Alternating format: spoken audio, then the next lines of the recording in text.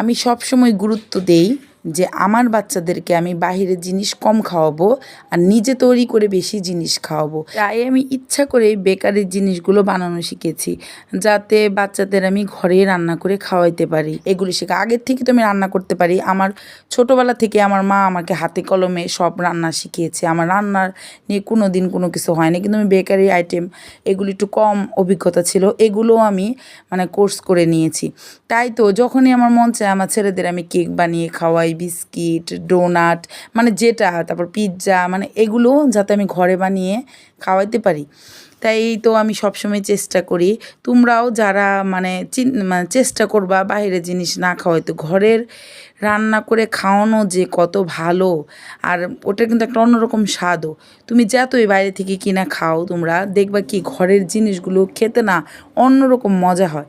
এই যে যেমন আমার ছেলেরা বলতেছে, আমরা কিন্তু খুবই বিস্কিট খাই চায়ের সাথে, কিন্তু আমি বেশিরভাগই চিন্তা করি যে বিস্কিটও বানিয়ে ফেলতে, বা এটা ওটা তো নাস্তা থাকেই সবসময় চায়ের সাথে।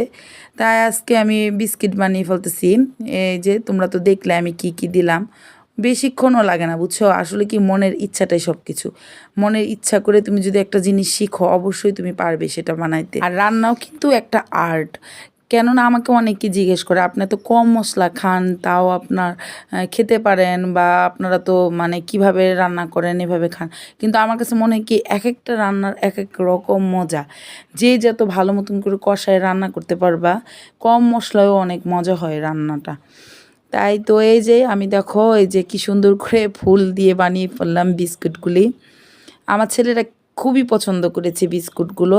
আমি আবার বানাবো, এটা মানে খুবই অল্প হয়ে গেছিল, একদিন একটু বেশি করেই বানিয়ে রাখবো।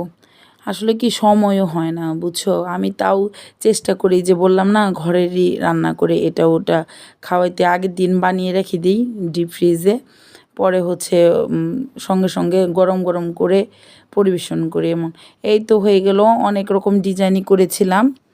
এখন আমি কিছু দিলাম বাচ্চাদের খেতে, আর কিছু এরকম করে তুলে রেখে দিলাম। এই তো হয়ে গেল আমার বিস্কুট বানানো।